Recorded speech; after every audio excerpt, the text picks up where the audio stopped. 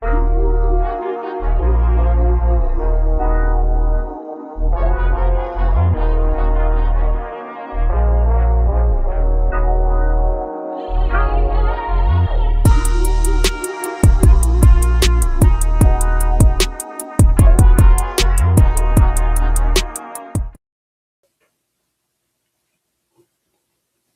evening, good evening, good evening, everybody. Good evening. How's everybody doing this evening?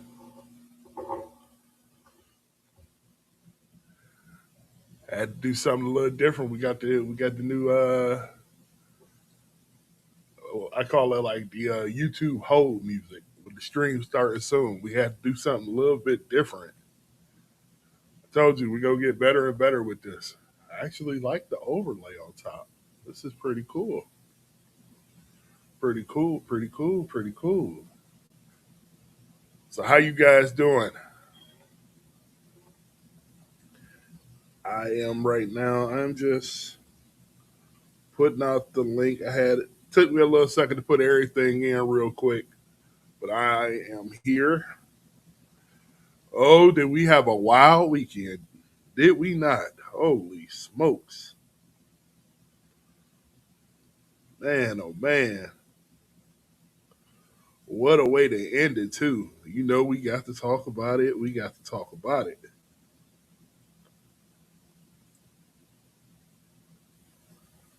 Give me 1 second here. Let's see here.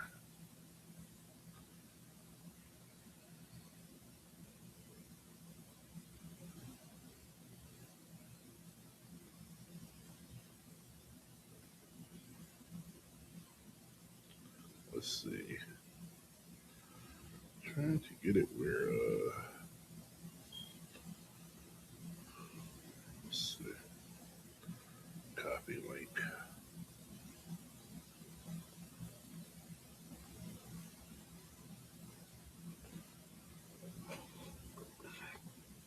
Just give me a few seconds, y'all. I'm just trying to get a couple of things together. Give us a little background music.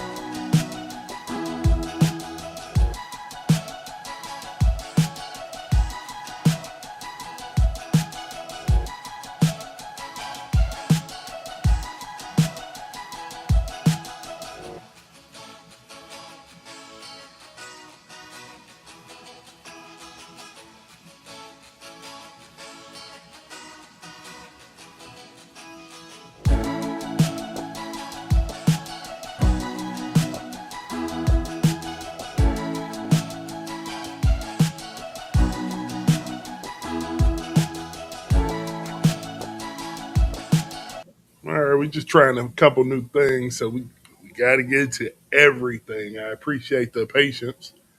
Uh, got to go ahead and work it out. Hopefully, YouTube got the notification out to the people. Trying to get it a little, give it a little second to give it a chance for people to kind of come in. I've been told that I need to kind of let it warm up a little bit to let people come in and realize that a live is going on. So, uh, still learning the mainframe of this live YouTube thing, but we're about to get going here. We're about to get going here. Let's see here.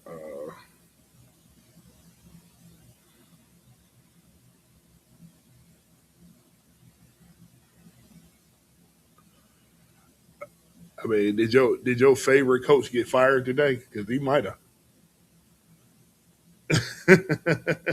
Your favorite coach might have got fired today. You know, this is why they call it Black Monday. It is not for the faint of heart. Uh, but 9 times out of 10, when these guys get fired, uh, they fall on a bag full of money. So, outside of not doing the job that they love, they'll be all right. They'll be all right. But I guess we'll go ahead and talk about the first head coach that was put out.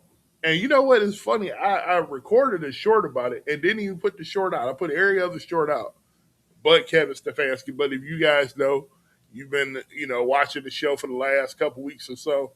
We've been talking about Kevin Stefanski. Fate had been signed, sealed, and delivered. This wasn't nothing crazy that no one didn't know about. We talked about the whole dynamics, how everything worked, and what happened. And they finally came to that realization that that it wasn't going to work. And now you're hearing all the reports come out about how Kevin didn't even want Deshaun Watson, which a lot of us already knew, especially if you know, been around the Cleveland area. I've been from that area, whatever the case may be, so I understand all the stuff that's going on in Cleveland. And you seen it coming. You seen it coming. Uh, he didn't want Deshaun Watson. They basically said you're going to take him anyway. So all of his leverage was taken away from him. All his leverage was taken away from him. They said, excuse me, you just here to call the plays. But when it comes to personnel and decisions, you don't have much say. And I think he was kind of, for lack of better terms, emasculated into the situation. And you don't want to be a head coach where, it's supposed to be head coach, GM, owner, and in a football sense, y'all all supposed to be on the same level in a football sense because you're supposed to let your head coach do his job. Whoever fits his system, he's supposed to be able to get. Your GM is supposed to bring in whatever player that you need or they feel like fits your system. And ultimately, the owner writes the checks and he says, hey, I'm going to either write this check for this player or not. Well, what was going on in Cleveland was they said, hey, at that time when the whole Deshaun Watson thing came up, they were moving on from Baker Mayfield. They felt like Baker's maturity. Baker wouldn't answer the phone for the Browns. After all the news that kind of came out, they said, okay, well, we're going to get Deshaun Watson. Deshaun Watson did not want to go to Cleveland at all. Andrew Berry kind of pushed the trade. We should get him. And Jimmy Haslam, the one that pushed it over the finish line, backing up the Brinks truck with all the guaranteed money. Well, Kevin Stefanski was never on board with it. Part of what I said was, and my thoughts about him was he was never a leader of men. And part of me still believes that. But the other part of me says he was emasculated. I mean, it's just what it was. He was emasculated in the position. He became the ultimate company man. And don't get me wrong, it put money in his pockets. But I do wonder because he's going to end up getting another job, whether you think he's a good head coach or not. A lot of people feel like he was done wrong at Cleveland, and I think he was the ultimate company man. When it was time for the GM or the owner was supposed to come out and talk, Kevin was the one that was talking. Like he was the proverbial whipping boy, and I mean, I think he just told the line as a company man. And I think it hurt him and that team ultimately because they said if he's getting ran over and he's not running the show, we could run him over too. You know what I mean? And this is why the Browns look like they look. Now, did Kevin make all the greatest decisions? Not really. I'm going to be honest. Not really. Like I said, it's like one of those things where two things can be right at the same time. And I think that's the situation that happened. So this was a marriage that needed to dissolve, period, anyway. Like I talked about it on Friday's show. Once Andrew Berry went one way in the draft and Kevin Stefanski thought they had they quarterback, or placeholder quarterback, and then they went and picked Shador, we saw the looks on their faces. We're not gonna act like we ain't see the looks on their faces.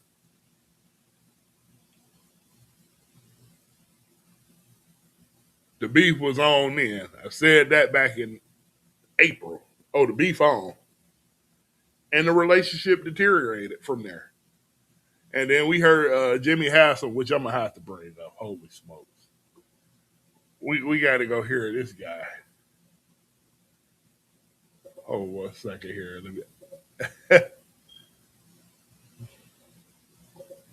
Holy moly.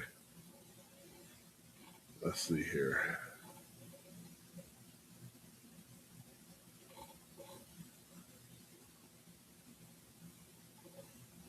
I think I have. Okay. So we're not gonna listen to the whole thing. We'll be here all day. But I have little clips that we can hear of the whole thing. Let's see here.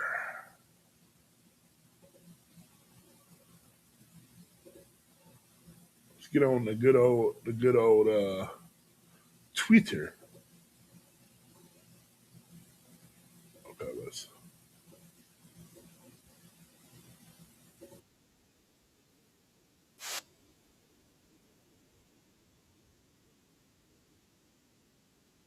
continue, okay? And I want the fans to know we are as frustrated as you are, and we hear a lot from our fans, which we actually appreciate. We have great fans, they're extremely passionate, and they deserve better than what they've gotten the last 2 years, okay? No, I don't need to say anything else. We are going to give you a better product. Our sole goal here is to be a consistent winner, not make the playoffs in 20 and then make it again in 23, not win 8 games in 2 years. That's not what we're trying to do. That's not acceptable. Our fans deserve better. So you guys heard that, and I'm gonna say this. Let's listen to this other part. We'll listen to this other part together, and we'll get into the next round of firings here. So let's And listen I to would this. say this, I think Andrew, over the last year, has done a very good job. And I want to go through that because I think it's important to talk about the moves he made to strengthen our team, okay? I think it began with what I would call a very efficient free agency. We added one player, and that player made a substantial difference in our football team, and that was Malik Collins. Malik is not only a really good player, he's a really good person who was a leader on our defense, a leader in the defensive line room. Andrew negotiated a trade a week or two before the draft started, in which we added 3 draft picks, 2 last year, a second and a fourth or a fifth, and a first this year, okay? Then I think we had one of the better drafts that we've ever had. I think we added 4 really good football players who were either first team all rookie or second team all rookie. And I think Carson has a really good chance to be the NFL Rookie of the Year, defensive Rookie of the Year. I think what's important to understand about our rookies, though, and you all see them, you all know them, they're not only really good players, they're really good people. And they will be the cornerstone with which we'll. I'm gonna say this to interrupt the video real quick. I'm gonna say this. Andrew Berry had been terrible at drafting. He inherited a really, really good team coming in when he came in, and I think what was that, 18 or 19 or whatever year it was. And all he had to do was add little pieces around that team to end up making that a consistent winner or a competitive team. And he just didn't do a good job drafting. The Deshaun Watson and all that. So I thought he was going to have his hat in hand too out the door with Kevin. But that draft was so good that he had this year. Now The main position is the quarterback. Shador end up being a fifth round pick, and I'm going to say I had him as a late second, but you can tell that he was definitely not a first round pick. He was probably projected where Dylan Gabriel was at. He flashes a lot of good things, but he has a lot of inconsistencies in his game. So, uh, with the situation that the Browns is in, this is a great development type of situation. It's kind of you want to have your cake and eat it too. You may have to bring some type of solid veteran in. You know what I mean? Because you kind of want to. We'll talk about all that, but I'll say this: their draft was pretty good. Mason Graham did come on towards the end of the season. Could I have went another way with that pick? Me personally, I would have, but Mason Graham has come on. He was getting better and better by the weeks. Carson Schlesinger is just something different. And I'm not just saying this because he's white, but he's like Luke Kuechly 2.0. Dude, sideline to sideline speed is phenomenal. He can pass cover. He can field on gaps. He can rush the quarterback. He is just a nonstop engine. He has the smarts. Of course, he got the green dot. He just really is somebody who really understands the game and understands his position.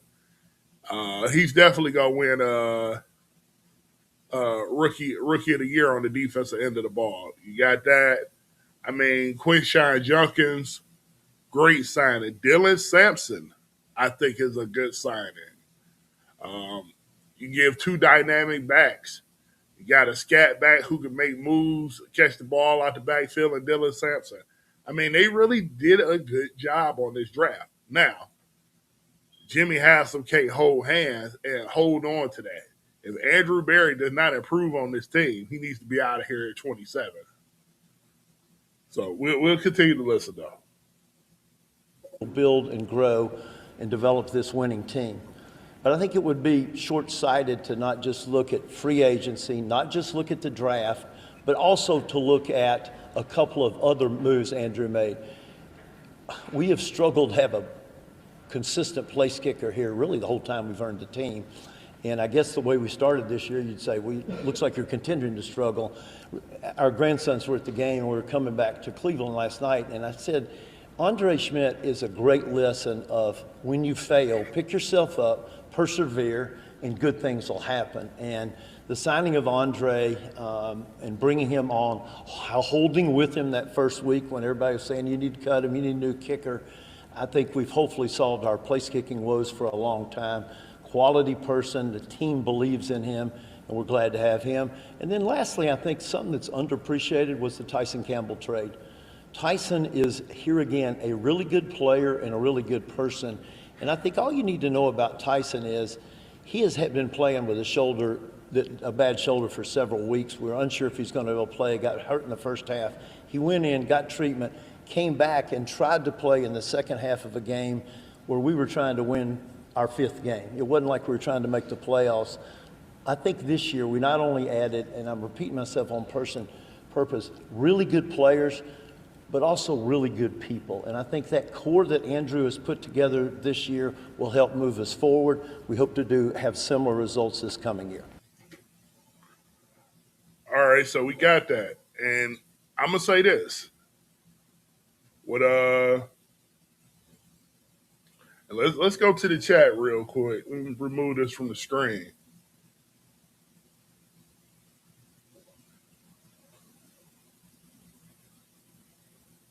Okay. Appreciate it. Thank you.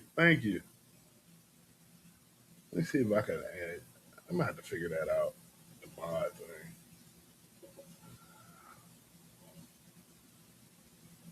Boogie 216, what's good, man? You said this class saved them. It is saved them.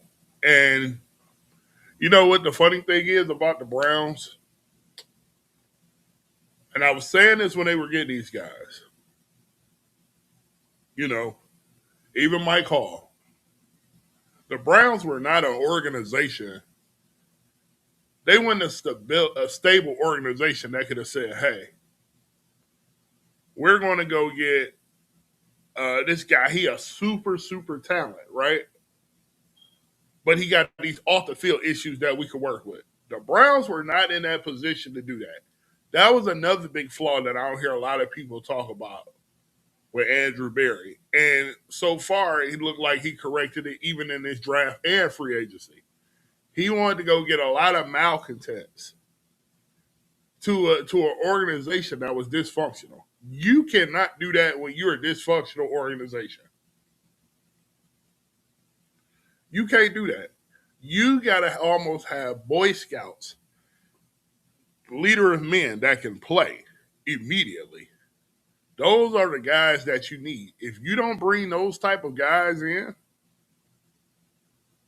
then all it's going to do is tear down the organization more. So, even making that trade for Deshaun, whether Deshaun accusations was true or not, they didn't look good. And when you traded 3 draft picks, 5 actually, you traded 3 first rounds, 2 third rounds, and gave him a contract. Well, what is that saying about your leader? Whether he did it, whatever he did or not, that ain't even what we're talking about. It's just the guise of what it is.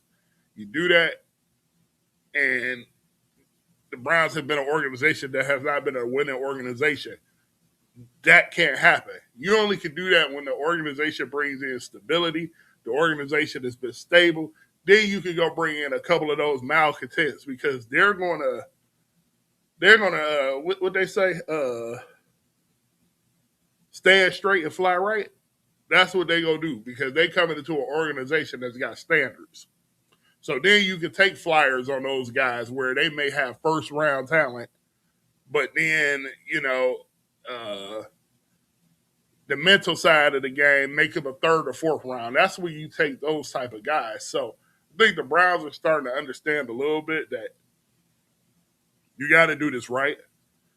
You got to build a good team that just wants to work hard, that wants to win, even if it sacrifices a little bit of the talent, but they want to win and want to make a brotherhood and want to build stability in that organization. That comes first. With this next head coach, he has to be a leader of men. Let me know who you guys want in the chat. I know it's a couple Browns people in here. You said you need that quarter zip Jimmy got on. Man, here you go, man. I ain't going there with you. I am not going there with you. But let me know what y'all guys are thinking. Do you if you was Andrew Berry, he's leading the head coaching search. Let me know who you guys are thinking. Because I actually I think I got a list of candidates, but I know who my number one call is, who I would call. Uh, I want a tough guy. There's 2 coaches in mind that I would bring to Cleveland immediately. Number 1, Brian Flores. Brian Flores is a no nonsense type of dude. He will kick your ass if need be. He's that guy. You need one of those guys, especially for this organization. 2, to me, I know people be like, man, I don't like retreads. He's not a retread. He's not that guy. He is he's a guy that's learned from the Tua situation. They talked about it. He's talked about it. Even though ultimately he was right on Tua. One thing I give Mike Tomlin, I can't believe I'm saying this. Mike Tomlin actually talked to Brian Flores about how you got to treat people in the building. So he could bring his personality, Flores, tough, no nonsense personality, but you have to be able to work with the other side of the football, which is the offense. You know what I mean? You gotta be friends, not friends with the quarterback, but you gotta be on the same page with the quarterback. Work through their deficiencies or whatever they need to do better. So I think he's learned from that Tua situation. You don't want to have beef with your quarterback. I think he would be a top pick. And Jonathan Gannon. Jonathan Gannon was robbed in Arizona. And we'll talk about him soon, too.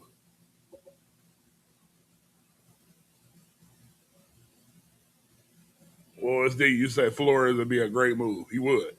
You want a leader of men? That's the guy you want.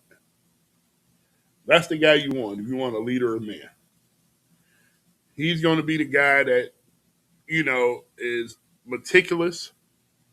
Even as good as that Browns defense was, all that Myles Garrett be doing, as talented as Myles Garrett is, all that jumping off sides and undisciplined stuff, oh, that's gonna be nipped in the bud. Or Myles Garrett gonna be sitting on the bench for a few plays. That's what's gonna happen. He's not gonna put up with that. Letting you know, he ain't gonna put up with that. He gonna say, you go take a seat. We'll find somebody else that can do your job. And that's what they need. Now, unfortunately, you're gonna lose Jim Schwartz, who he's been pretty good. I don't know how that will work. Brian Flores probably want to call his own defense at the same time. Or maybe he figure out a way to keep Schwartz on and they kind of come to a meeting of the minds. I don't know, but I know Jim Schwartz wants a head coaching job. Now at this point, I don't know if I would do that personally, but they got a lot of things to look at.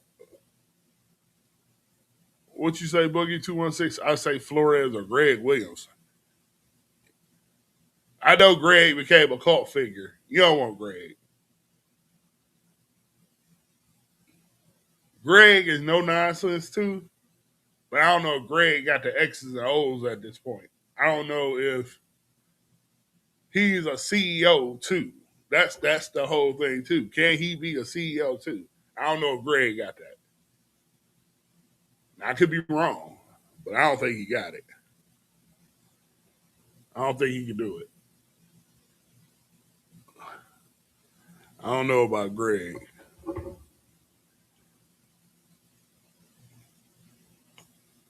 Let me see here.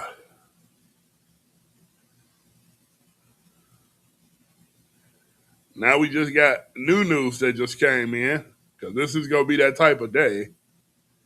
Uh, Adam Schefter. Let's let's jump into this real quick.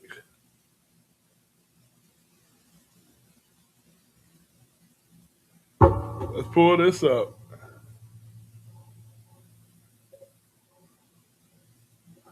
Bookmarked it. Let's see here.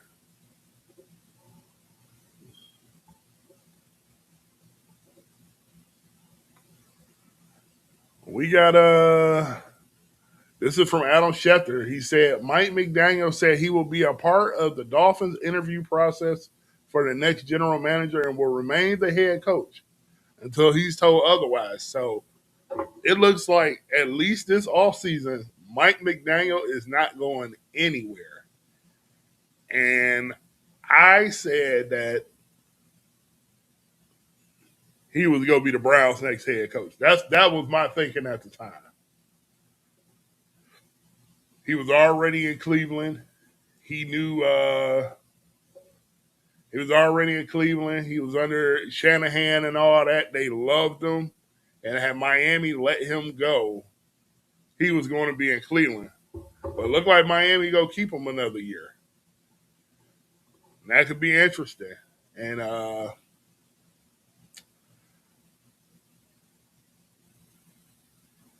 we got a lot of questions to answer because a lot of things from last night's crazy game with the Steelers and the Ravens may have maybe opened the floodgates too.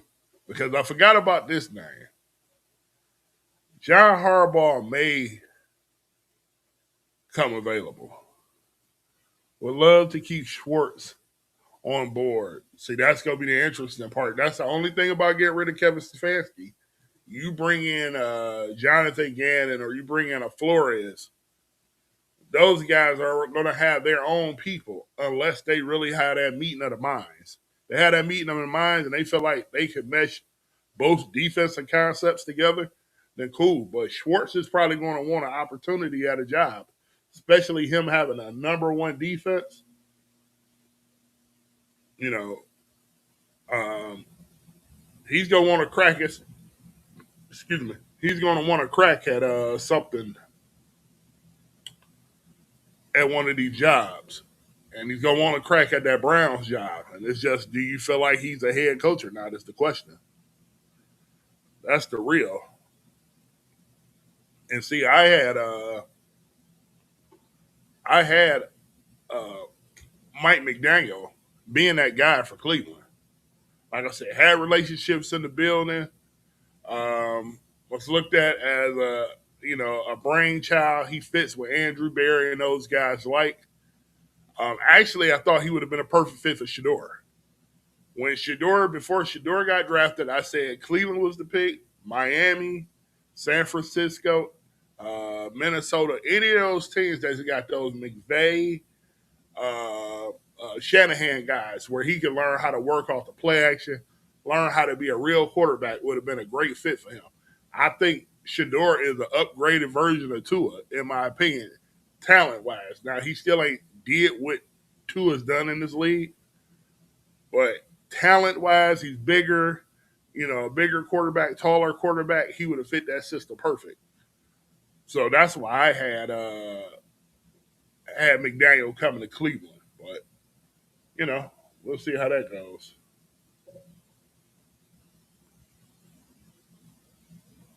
Oh, you said I meant Schwartz, not Williams. My bad. Okay. Yeah, I mean it's a possibility. It's a possibility.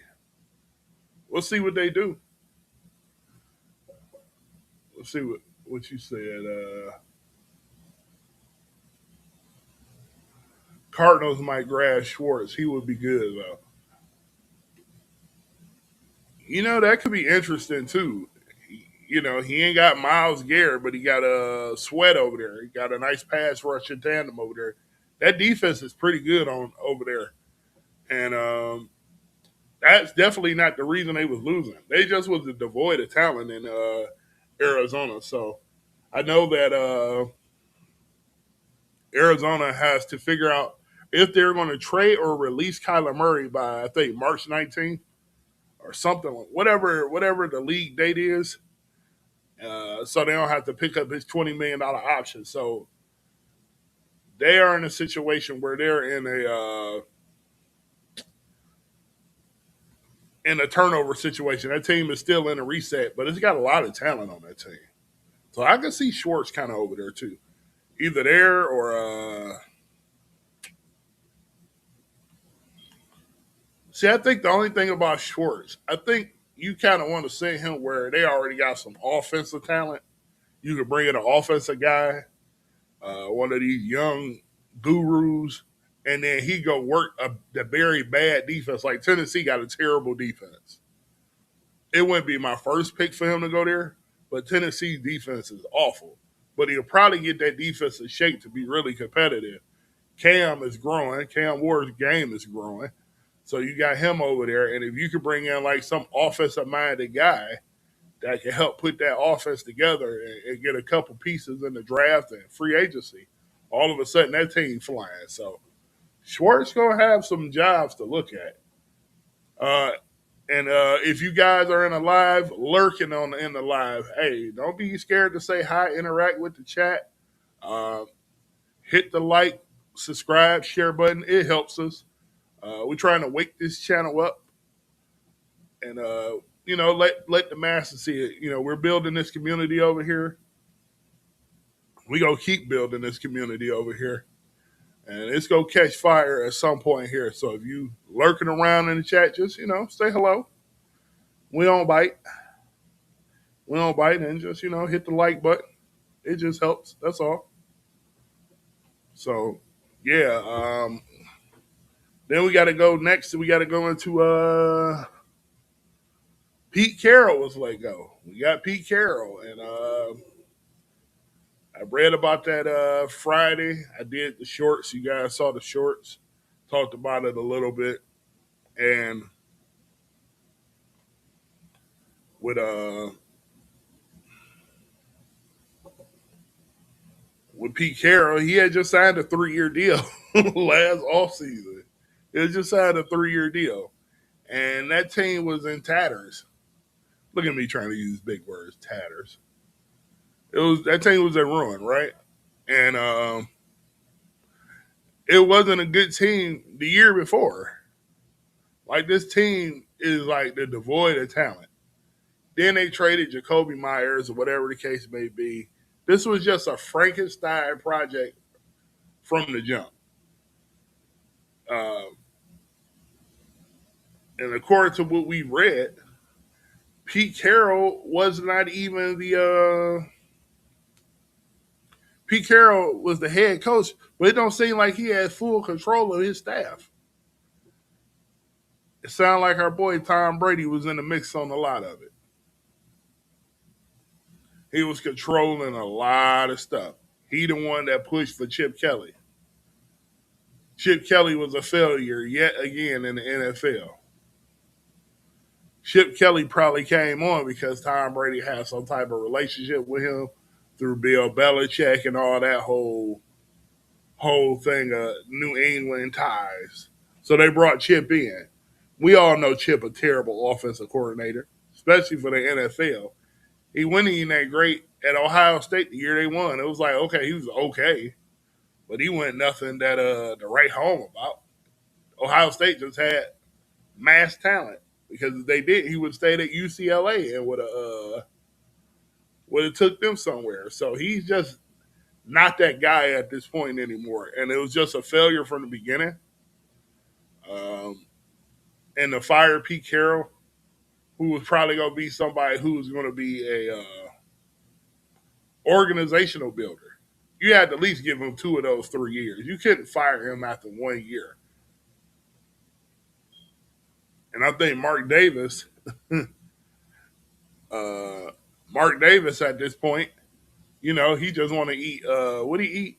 PF Chang's every day, and go hang around with his 20-something-year-old girlfriends. He don't really want to do football, so he ain't gave it to Tom. Tom is not ready to take on those responsibilities of being a de facto president, head owner, because they pushed all the delegation of him running the team pretty much. Now, how can he do all of that, uh, do broadcasting, still doing commercials and all that other stuff when you're supposed to be the, I don't know, the de facto president or whatever position he want to be called, the guy who gives all the direction. That's what they turned Tom Brady into. He's like the de facto guy in Las Vegas at this point. And he's already making rash decisions. Tom will have to step out the way. Either you go get it right this time, this one last time, or you got to step out the way. They traded for Geno Smith. They had a chance to get Sam Darnold, a younger quarterback, for the same price they got Geno Smith for. And they traded a 3rd-round pick for Geno. They're out here looking like the Las Vegas Browns.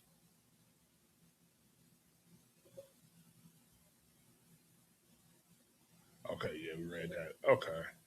Yeah, I mean, it's a situation where Tom don't know what he's doing. And that's okay. But the Las Vegas Raiders aren't going to get anywhere if they have Tom Brady being the decision maker. He can, I guess, be final say or whatever he wants to be because I think he's a very intelligent guy. But I think it takes a different set of mental to go in that position where you're like the GM president, like a John Elway or somebody like that who really dived into that job. He dived into that job. He dove into that job. He really did whatever worked, and you saw the fruits of John's labor. That's not what Tom Brady doing right now. You can have a say, but you don't need to have all the say. That's crazy. He's like in over his head. We saw that with Michael Jordan. You know, greatest of all time. But being an owner, being a GM, making moves, You think you making moves because you out there. That ain't you out there. This is Geno Smith out there and whoever else out there. So you have to build. You have to have patience. And I just don't think Tom has the patience. So we gonna see what that situation end up looking like. But I'm not a fan of the way it's going right now, the way Tom Brady is handling that. Not a fan of that. But we got to talk about who else was on the list. Who else took a sling and arrow? Raheem Morris.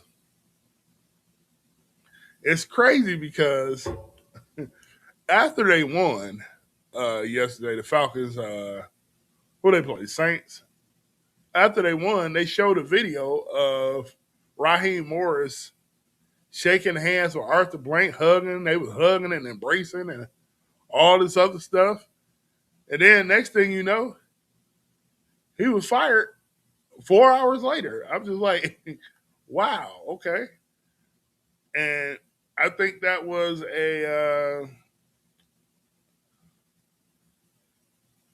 I think that might have been a little premature. I say that, and here's why I say that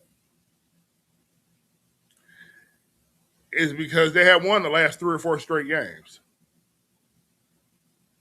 Michael Penix was not playing well. I'm a big fan of Michael Penix, but whatever is going on in that offense for him, he's very pedestrian. Kirk Cousins finally got in there, was running that offense, and it was working for him. Atlanta's defense was playing okay. They were starting to get it together. Okay, cool.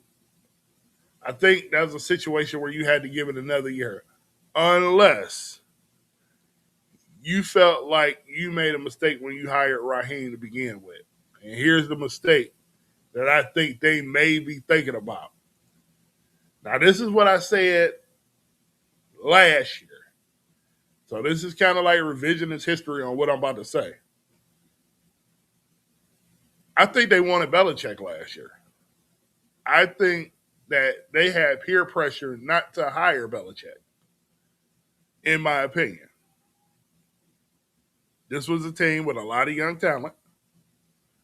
Uh, just need to be able to get over the hump. And I think that Arthur Blank felt pressure from the league, from um, the owner of the Patriots, falling out with Belichick, and all the stories that we heard, whether they were true or not, about Kraft saying, "Don't hire Belichick. He's this type of guy, that type of guy, whatever the case may be." And I think Arthur Blank got cold feet, and that's what happened. And he took a flyer on Raheem Morris, who I thought was a decent coach. You know, nothing to write home about, but I thought he was a decent head coach. And I think that was their bailout. Go get Raheem Morris. So you really only had him for what? 2 years? And you already bailed out on him. You know, the real situation was, to me, was the GM. He didn't do enough for that defensive side of that roster. That offense was young. It had a lot of good things going in that offense. All it needed to do was be built upon. Imagine if Bill Belichick would have took that job before all the girlfriend stuff and all that other stuff. Had he took that job and he took Josh McDaniels down there to Atlanta with him,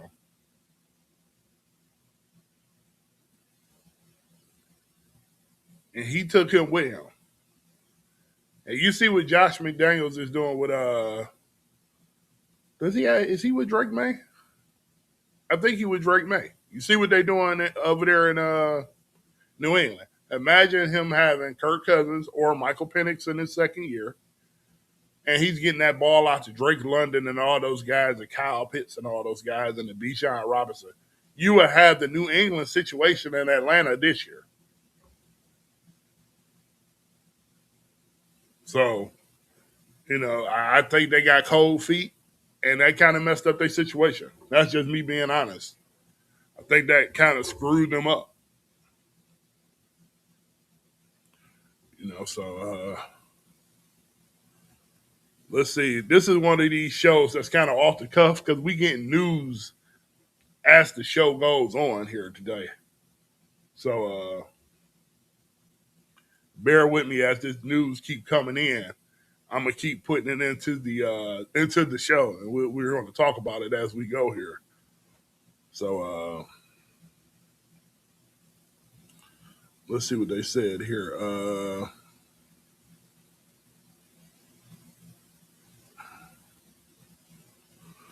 So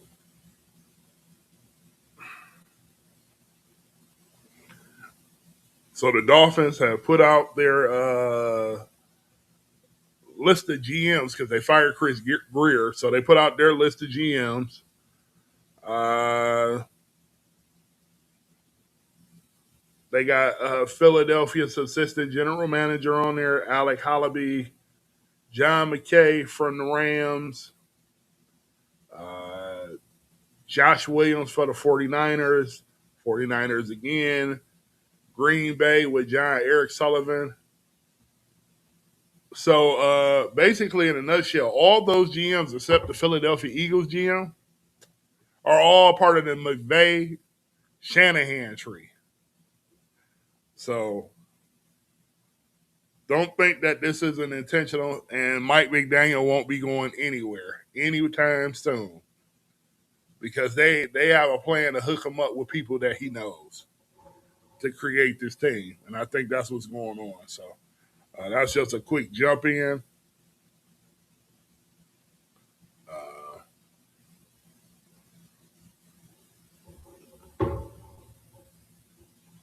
so yeah, back to what we were talking about. We actually have to get into Jonathan Gannon. We talked about a little bit about him. Their situation in Arizona, team's kind of been a devoid of talent for a while now. I mean, it's not the most talented team. They've added a couple pieces here and there, but they're not the most talented bunch, to be honest. And I think he was railroaded. Where do you guys see Gannon going?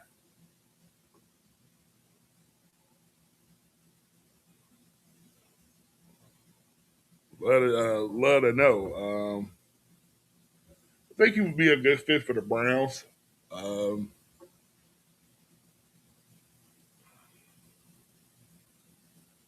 let's see here. Let me look at something here.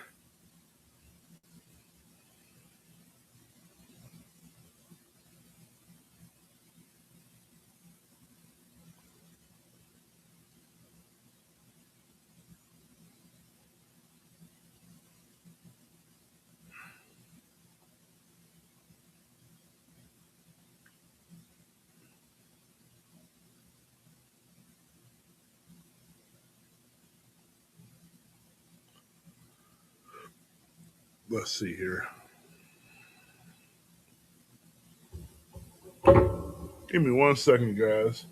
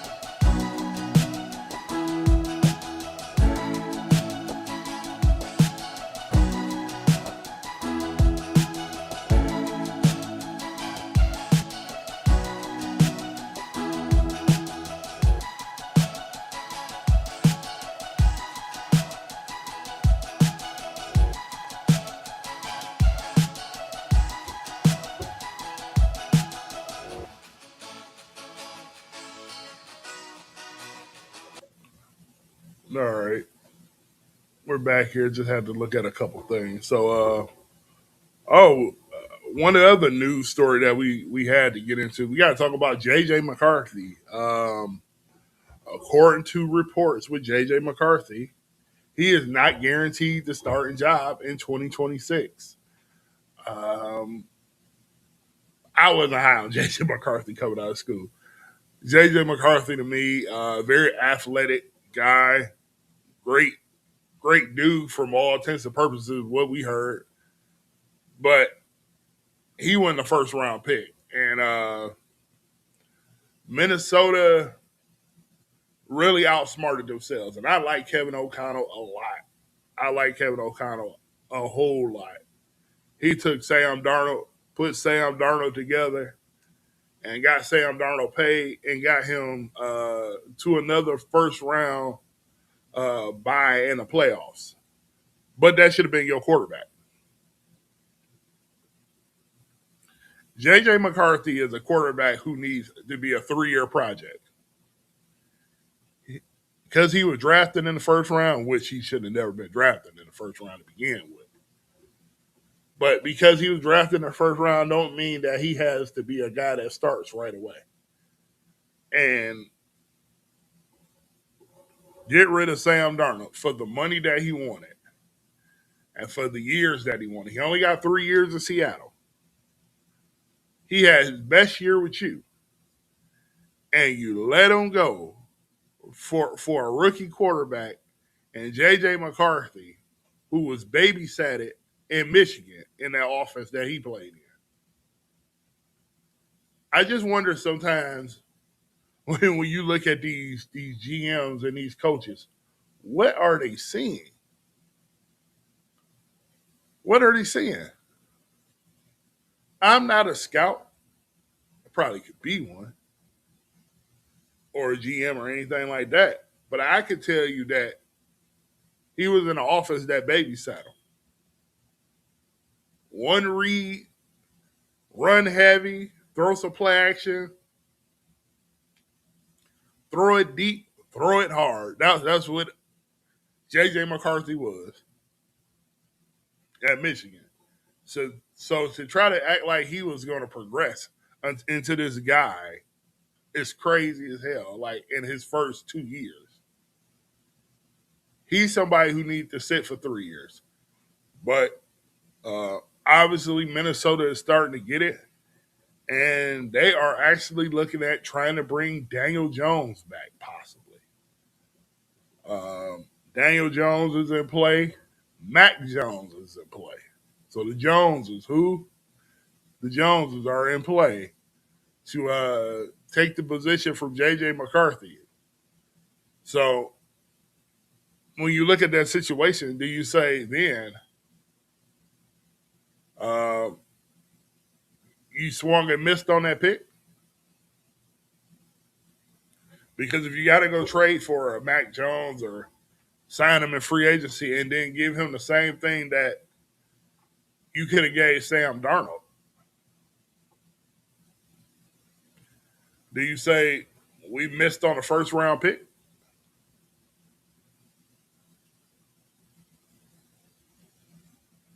I don't know what they saw in J.J. McCarthy as a starting quarterback right now. Not saying that he can develop into that, but I didn't see it. He's an erratic thrower. Uh, he misses a whole bunch of reads. His accuracy is just questionable. Like he can have moments where he get hot. He's very streaky, but he's not a consistent thrower of the ball. A lot of these young quarterbacks are like that. I feel like that with Shador. Shador has a lot of good intangibles, but he's not a consistent thrower of the ball.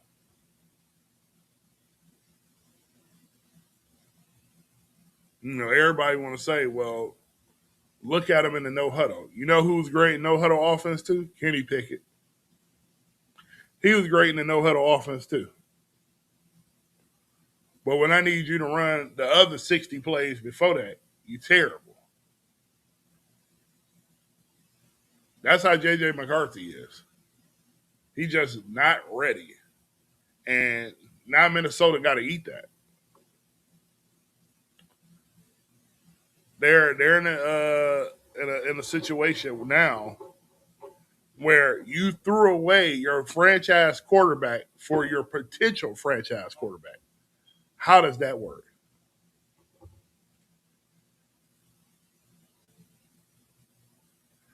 Just we got to go pull up JJ's numbers.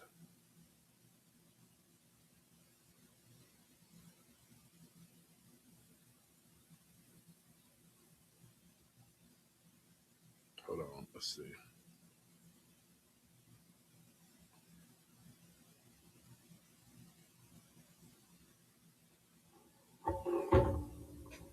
Let's go see JJ's numbers from this year.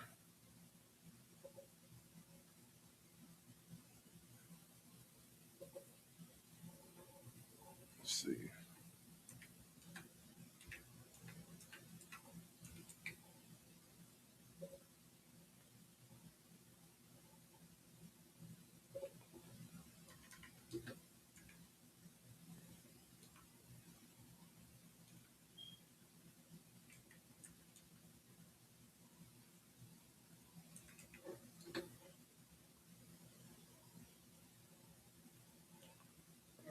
Let's see. Let's share this one. Go check out his numbers.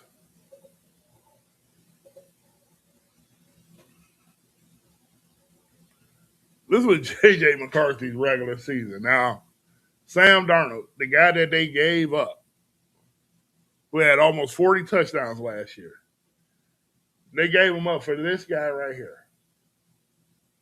This is his 2025 regular season. Almost 58% passing and completion percentage, 1,600 yards passing, 11 touchdowns. Quarterback rating is 72.6. This was in 10 games. He had 4 rushing touchdowns, 12 interceptions. So you gave up a franchise quarterback. You gave up a franchise quarterback for a maybe.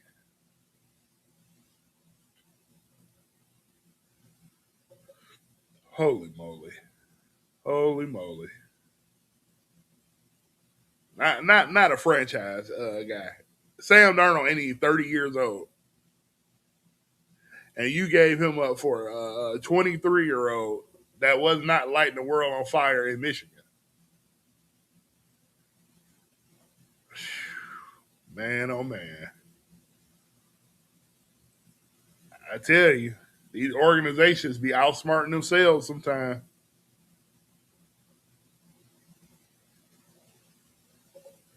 I mean, that's just crazy to see. That's crazy. What do you guys think about JJ McCarthy? Do you think he has the talent, to be that guy? Because I'm going to say I don't see it.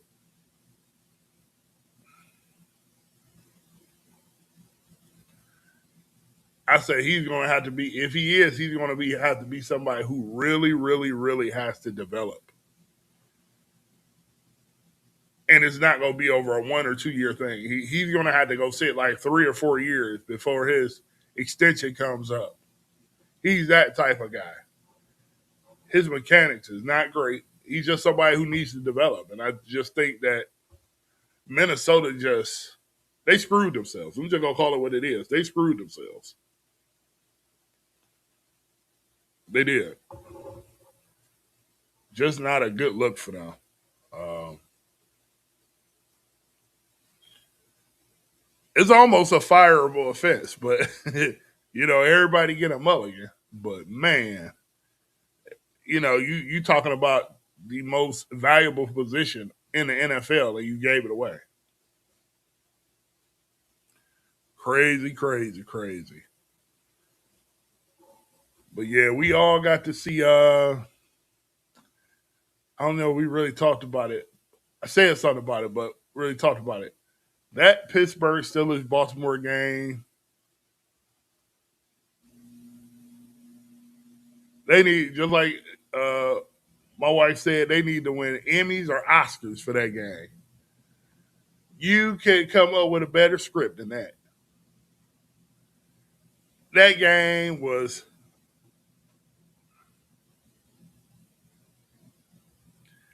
that game had me on the edge of my seat in that fourth quarter. I don't know if you guys seen it, but when Lamar Jackson he got into that little scuffle, right? I remember saying my wife, I said, "That's go fire him up." He came out and threw that dime to Zay Flowers the first time. He was on one after that. That was it. He was just lighting the Steelers up.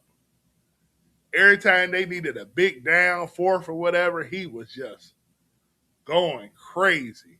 Then Aaron Rodgers said, I got to answer back. His fourth quarter, he was just throwing lasers. But that game took a turn when Kyle Hamilton went out.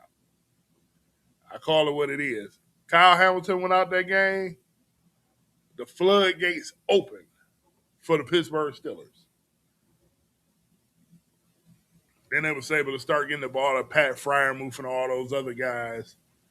Because when Kyle Hamilton was in there, they wouldn't get none of that.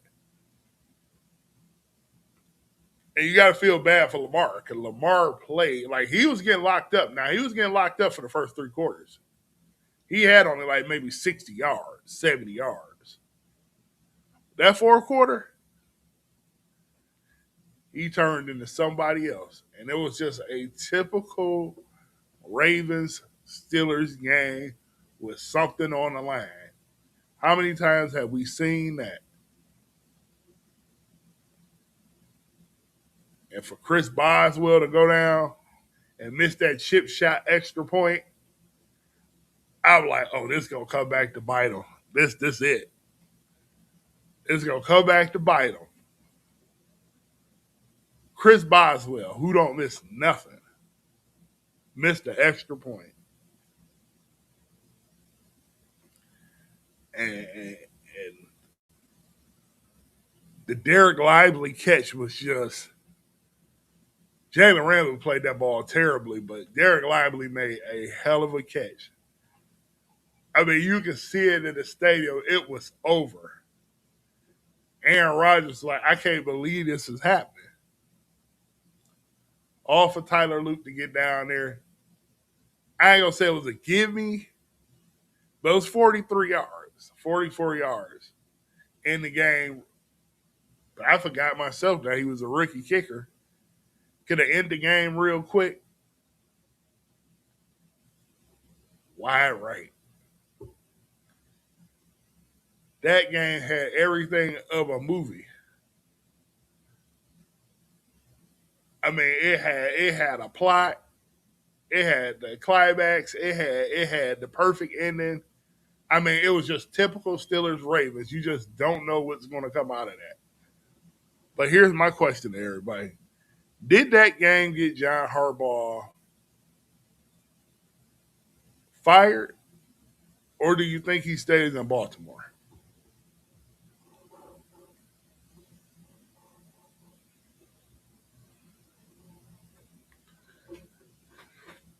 That becomes my question at this point.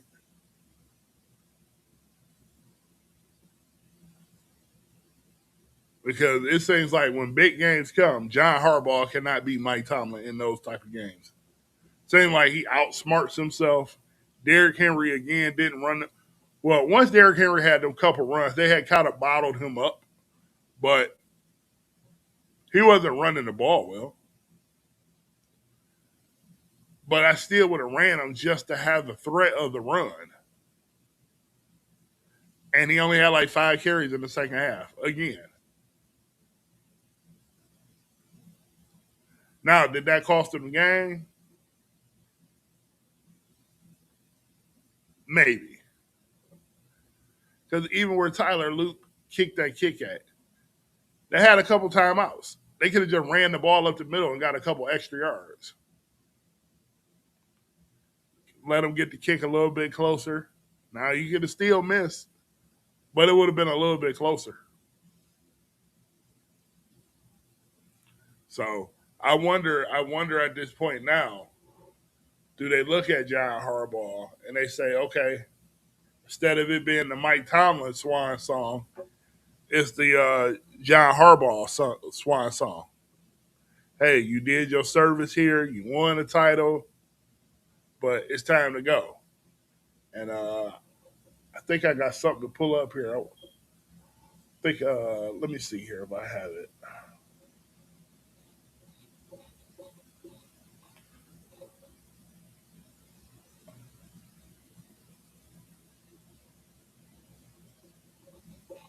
Let me see here. I think I have it.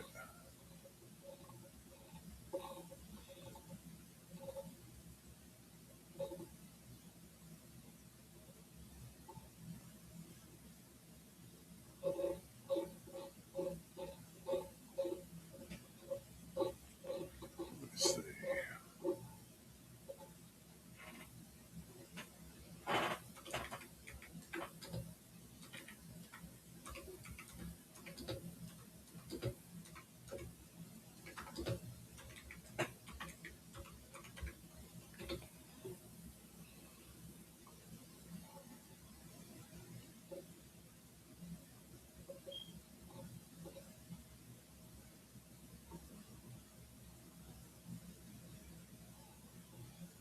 All right, let's pull this up and listen to this for a second because this one is definitely worth listening to.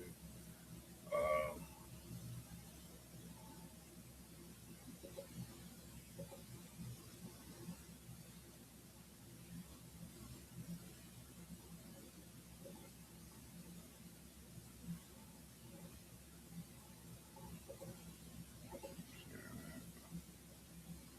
let's see here.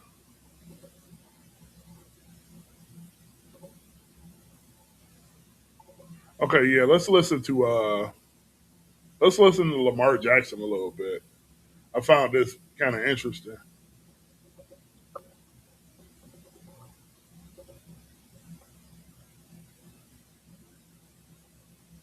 I always want to play football, but I felt like my brother had he can put a win off for us because I wouldn't be able to do anything. I was really hurt. Like I don't know why I got to get questioned about, or I hear things about. Oh, I don't know if he really like. I never quit on my team before, so I never quit anything to be honest with y'all. So I don't know where that noise came from, but like I already know my brother he gonna pull it off if I couldn't get it done. So. Surprise you that, like you just mentioned, the talk that comes up when you do get hurt, how people react. It seems like they're not as quick to believe that you're as hurt as you say you are. I mean, someone probably think I'm a robot, but I'm a human being too, but unfortunately I couldn't, avoid that injury, what had happened. We got the win in Green Bay. I'm looking forward to play Sunday, so it is what it is. Talk about the noise. I mean, there was a column that came out that raised questions about, I guess, some of your work habits. Do you want to be here? All that kind of stuff. Do you have a response to that? I heard I'll be playing the game at like 1 or 2 in the morning. I don't even do that during the summer, so I don't know where that come from either. But yeah, I don't know, man. I don't know where that come from. Yeah, Lamar, they said that you have fallen asleep at meetings. How would you respond to that? Do you think Harbaugh let me fall asleep in his meeting? That's crazy. That's crazy. I'm right in the front. Like, man, I don't know, man. It is what it is, though. Like I said, it's just noise. Fans Football. fans do ask, like, does Lamar want to be here? Is he where he wants to be? What Absolutely, man. Absolutely. Now, Absolutely. now that's what I don't he even know where said, that come from. Right. Probably because, some people think they're just waiting for you to sign a contract to get something done with the team. But we got to focus on winning right now. So contract talk can be after the season or whatever, but during the season, I'm locked in. Would you say you have a good relationship with John Harbaugh? That was another thing that was brought up. Would you say you guys have a strong relationship? Yeah, I believe so. I don't know like I said, I don't know where the noise come from, man. I don't know where the noise come from. I always. now the clip that I was looking for. This was actually before the Steelers game, the game against the Steelers. Now he had another clip that I was looking for and I could not find it, where they kind of asked him about John Harbaugh after, and he was so non-committal in the answer, and he kind of brushed it off and said that, hey, I'm just thinking about the loss. I'm processing the loss, and that could be very well and true. You know, I could believe that. I could believe that, but at the same time, I also think that that relationship has run its course. He's a franchise guy, franchise quarterback. Uh, I can believe he loves Baltimore. That does not mean that he wants to be there in the future. Like I said, he's from Miami. They'll get better weather. Not the ideal place I would send him because he's from that area. Whatever the case may be. Sometimes that home cooking is just it'd be a little too much. But from a football standpoint, you can't get over the hump in Baltimore. You can't be the Pittsburgh Steelers team that's just not really that great. They're a mediocre team at best, and they have moments. If he go down there with Mike McDaniel down there and run that offense, you may see the best version of Lamar Jackson you've ever seen in your life.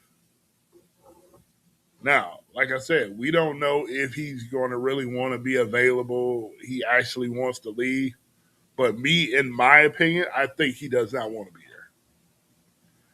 I think he's going to do everything while he's there. But do I feel like that's run its course? Yes. Now, how do you solve that? How do the Baltimore Ravens solve that issue of maybe not getting where they want to go and trying to keep Lamar? I think they may end up firing John Harbaugh. Now, I don't know. I don't know. I don't know that there's even any indication of it.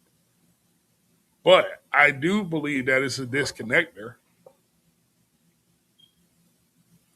It's definitely a disconnect. And they can't win the big games. So if they can't win the big games, this was the perfect year for them. They had to worry about Kansas City just to knock off the Steelers. You had the game in hand and you fumbled it away. You choked it away. And there's still a lot of questions in that game about time management and all these other things. Either you're going to trade Lamar at this point, you go get you some draft picks and you're going to reset the deck, or you're going to keep Lamar and you're going to get rid of John. I think that's where they're at this point. Because the Ravens are a franchise of winning at this point.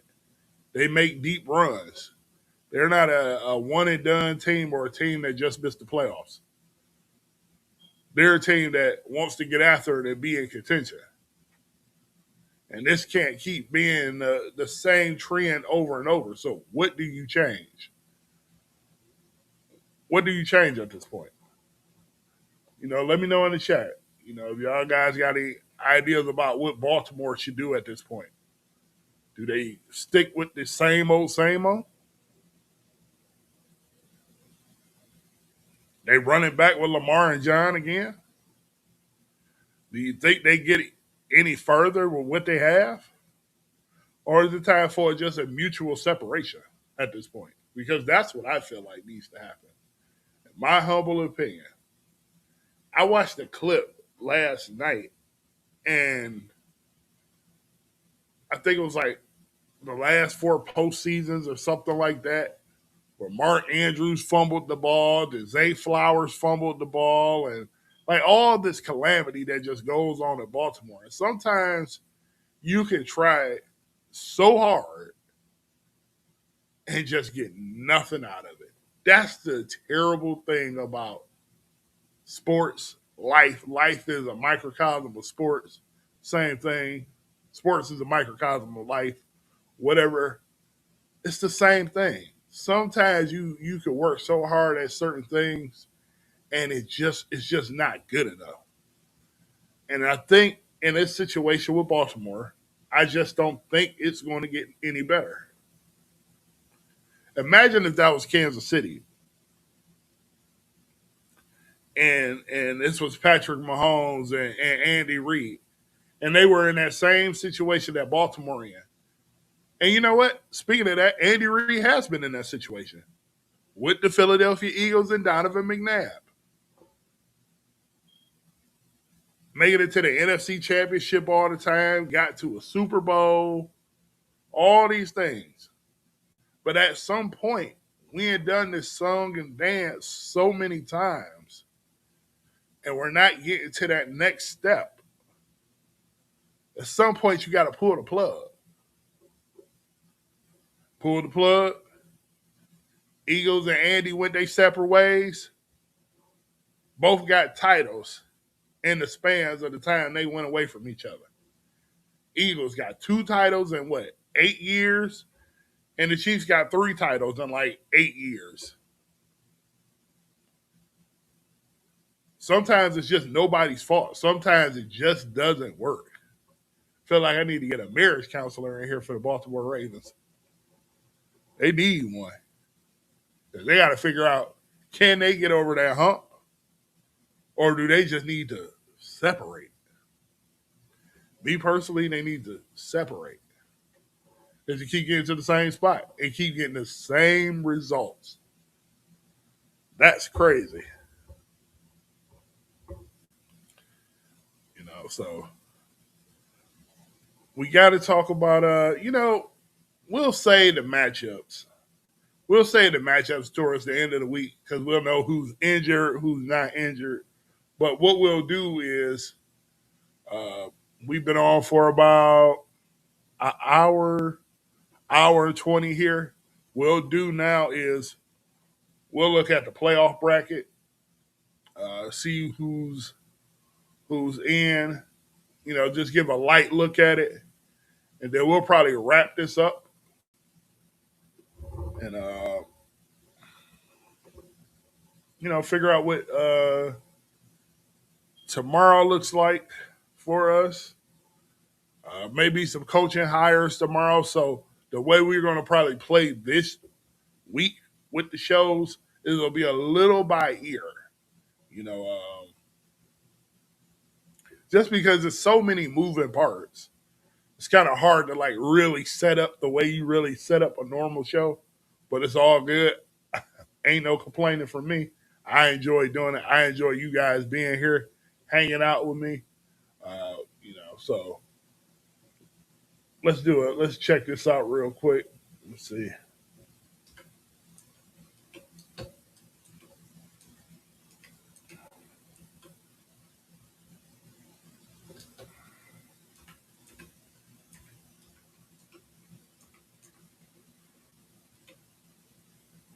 I am interested to see the Carolina Panthers, though. That matchup is interesting to me. Let's see here. Where is the? Here we go.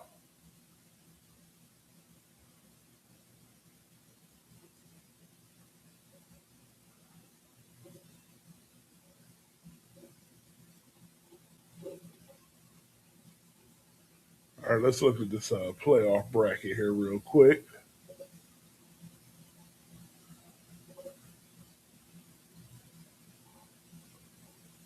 Why did they click off? Let's see.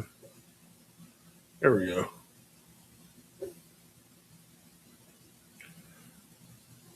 So we got that Buffalo Jacksonville matchup. Buffalo has a no thanks, Bleacher Report. Buffalo is going to be an interesting. This is just going to be an interesting game. Like I said, I'm not giving no predictions till the end of the week.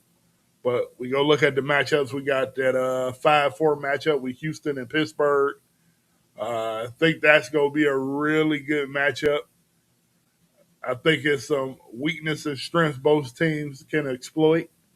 So I think that's a good matchup. Of course, Denver, Bo Nix and Denver Broncos. But I tell you, that was high on this year. People was calling my boy Bo a scrub. What y'all got to say now? And I got the proof. It's in the shorts and on TikTok shorts. Y'all was beating me up about Bo Nix. What you got to say? So they got the 1 seed. They get to chill out for a minute. The Buffalo Jacksonville is going to be interesting. Uh, Trevor Lawrence is coming of age. Leo Cohen, I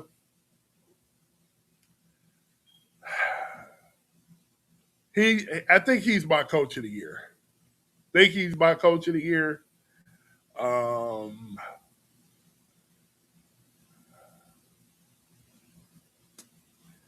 I think it's between Cohen and Shanahan. Got to be between Cohen and Shanahan. Cohen Cohen came in. This team was flailing. I mean, they were almost talking about trading Trevor Lawrence to get some picks. Trevor Lawrence was not living up to his height, and he has turned it on. And he's looked that good. He's looked that good. I have to give him credit. I used to call him Mr. Overrated, but he has silenced me, and this is going to be a good matchup down there in Jacksonville. We got the Chargers, who are backsliding into the playoffs. Justin Herbert is beat up. That left hand is a mess, and he has no protection. Joe Ott, Rashawn Slater, both of them out for the year. They are just destroying that offensive line. Then he going up against a New England team that is hot. Drake May probably gonna win the MVP. I'm gonna do my video on it on the awards or whatever the case may be, predictions. So be looking out for that video. Let me know who you guys think is going to win these awards. Maybe we'll do some type of giveaway based on that if you get them all right.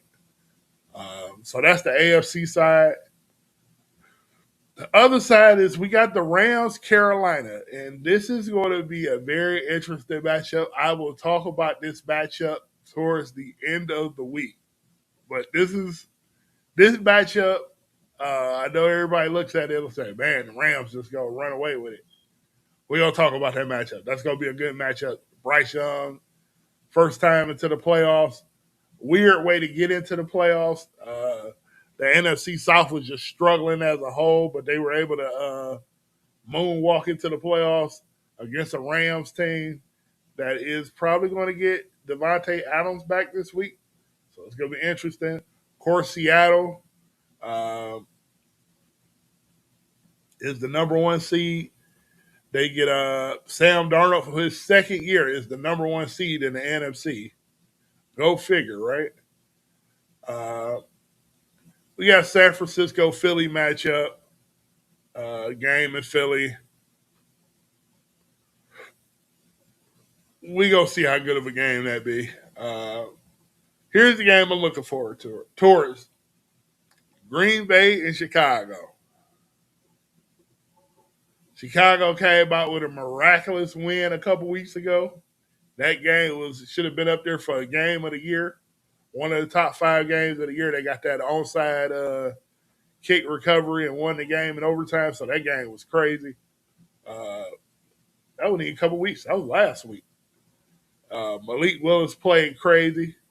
Played a hell of a game. So now you're getting Jordan Love back. That's the game I'm interested in. I'm really interested in that game. So that is our playoff bracket. Playoffs going to be good this year because there's no clear dominant favorite to win it all. So I think this is really this is one of those seasons that are just it's just wide open. It's just wide open.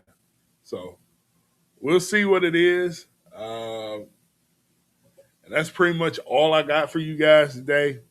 We had to do a Black Monday show, talk about all the coaches that got fired. I think we hit everybody. More stuff will be coming on, coming down the pipe. So I don't know if I'm going to come on tomorrow. What I'll probably do. Thank you. Hey, we going to keep doing this. Brick by brick. You hold it down. So we're going to keep building this brick by brick. All you lurkers that be lurking, come on in here at some point and say hello. Tell me about how my takes suck, or tell me I'm doing a good job. Don't be scared. Hey, this is a community we build, and I say it all the time. We're building this community. Really, we haven't even been a whole month doing the show, but it's been fun. We're getting more people in.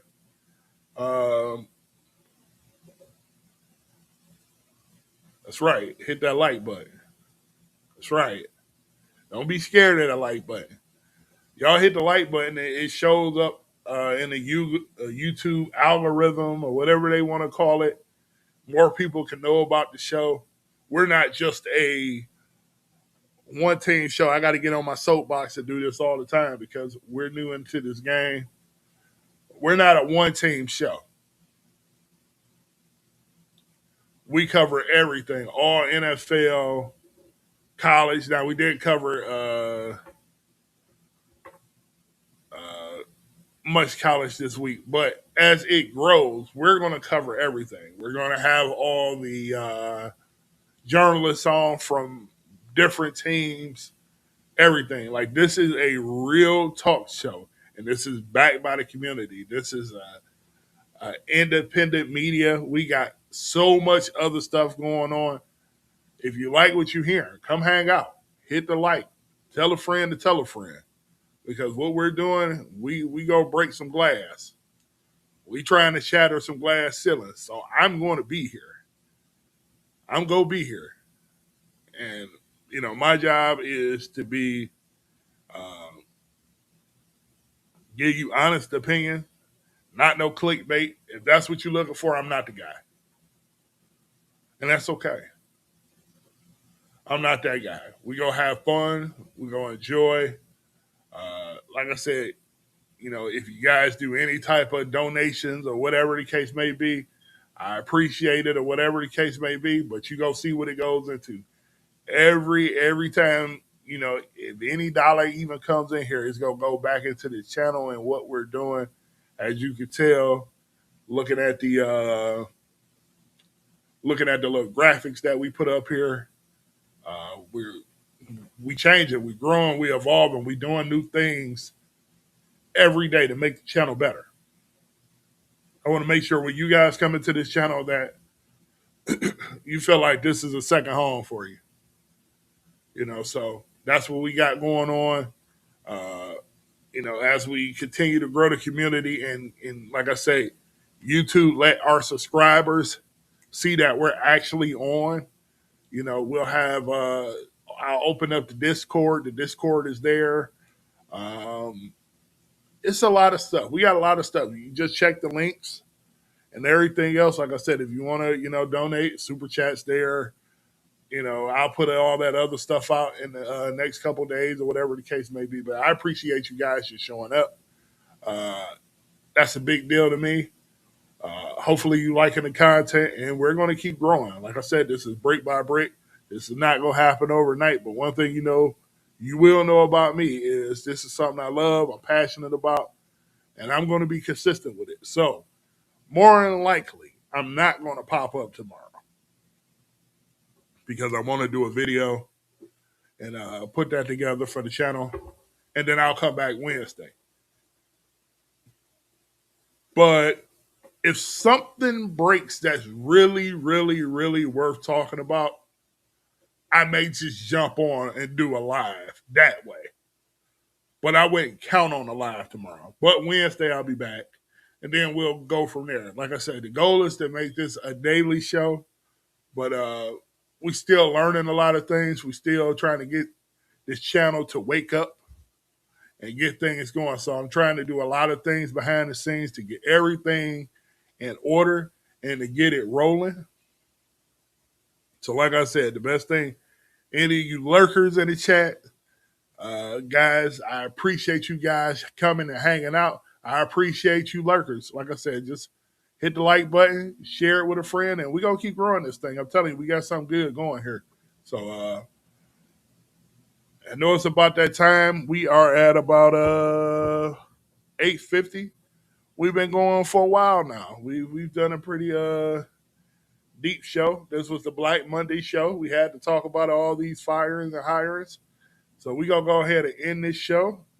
And everybody be safe and be blessed. And we will do this again. So uh, everybody go ahead and get their plate. If they haven't ate, it's about that time for me too. I'm a big guy. I need to eat. So so everybody go ahead and chill out and relax. And we will do this again tomorrow. Well, we'll do this again for sure Wednesday. Video will come out tomorrow. But appreciate everybody and peace.